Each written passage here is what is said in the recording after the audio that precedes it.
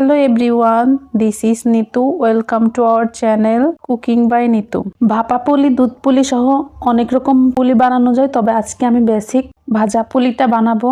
অল্প সময় এবং অল্প উপকরণ দিয়ে খুব সহজে এই পিঠাটা বানানো যায়। ভাজা পুলি বানানোর জন্য আমরা প্রথমে একটা ডো তৈরি করব।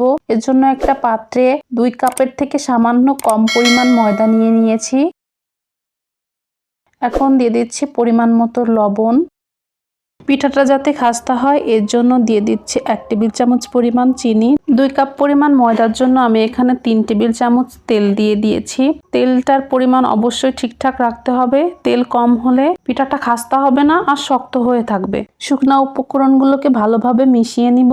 ভালোভাবে মিশানো হয়ে গেলে তারপর আমরা অল্প অল্প করে পানি দেব, দিয়ে ময়দাটাকে ভালোভাবে মাখবো। একটু সময় নিয়ে ময়দাটাকে ময়াম করতে হবে। আমি নরমাল টেম্পারেচারের পানি নিয়ে ময়দাটাকে মাখছি। খামিরটা খুব বেশি নরম করা যাবে না, রেস্টে দেওয়ার কারণে এটা আরো অনেকটাই নরম হবে। এজন্য একটু টাইট করেই রুটি পরোটার খামিরের মতো একটা খামির তৈরি করে নিব।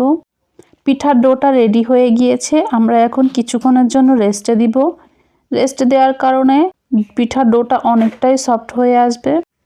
এখন পিঠার পুর বানানোর পালা। এজন্য আমি একটা ফ্রাইং প্যান নিয়ে নিয়েছি। এটা আমি একটা নারকেল সম্পূর্ণ নিয়ে নিয়েছি, প্রায় 1.5 কাপের মতো হবে।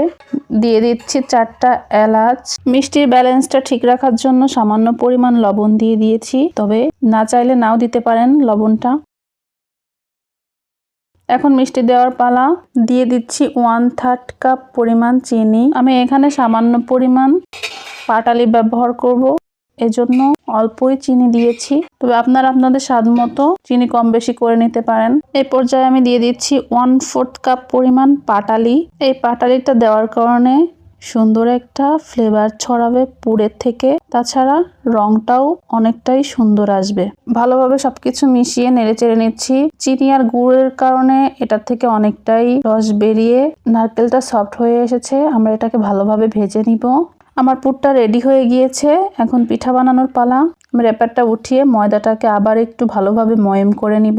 এখন ভালোভাবে ময়াম করে লম্বাটে করে বেলে নিয়েছি, 2 ভাগ করে নিয়েছি। বেলে নিব একটু হাতের সাহায্যে। ছুরি দিয়ে এখন আমরা কেটে নিচ্ছি পিস পিস করে। সবগুলো কেটে নেওয়া হয়ে গিয়েছে। এখন আমরা ছোট ছোট করে একটু বলের মতো বানাবো। বাকি সবগুলো ঠিক একই রকম বলের মতো বানিয়ে নিব। এখন আমরা একটা রুটি বেলে নিব।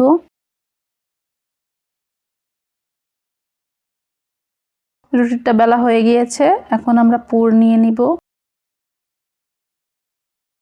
পরিমাণ মতো পুর নিয়ে নিয়েছি। রুটির এক পাশে পুরটা নিয়ে আর এক পাশটা অন্য পাশের সঙ্গে মিশিয়ে মুখটা সিল করে দিব। চালের গুঁড়া দিয়ে পিঠা বানালে মুখটা খুব সহজে সিল করে ডিজাইন করা যায়, তবে ময়দার ক্ষেত্রে একটু কষ্টকর, তবে একটু চেষ্টা করবেন ভালোভাবে সিল করার জন্য। পিঠাটা আমি ভালোভাবে সিল করে নিয়েছি। এখন আমি একটা ডিজাইন করে দেখাচ্ছি। আসলে এটা দেখিয়ে বুঝে নিতে হবে কিভাবে আমি করছি।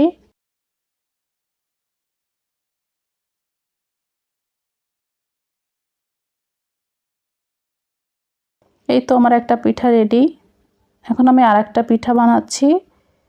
যারা ডিজাইন করতে পারেন না হাতের সাহায্যে, তারা খুব সহজে এই ডিজাইনটা করতে পারেন। একই নিয়মে প্রথমে পুর নিয়ে মুখটা সিল করে দেব। এখন সিল করা হয়ে গেলে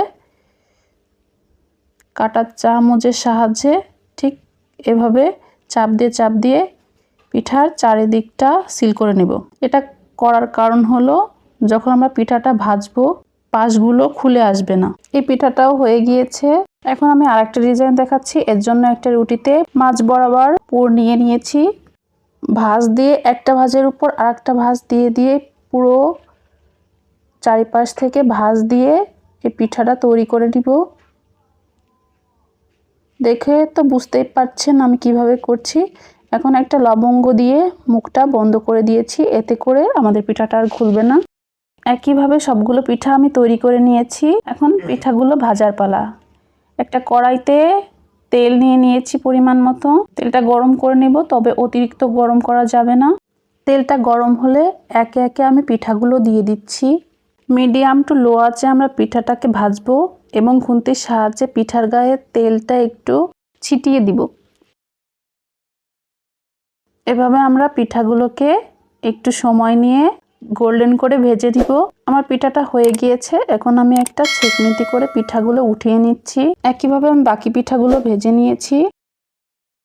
আমার সবগুলো পিঠা হয়ে গিয়েছে। এখন পরিবেশনার পালা। আমার রেসিপিটি যদি ভালো লেগে থাকে তাহলে লাইক, শেয়ার, সাবস্ক্রাইব করে পাশে থাকবেন। ধন্যবাদ ভিডিওটি দেখার জন্য।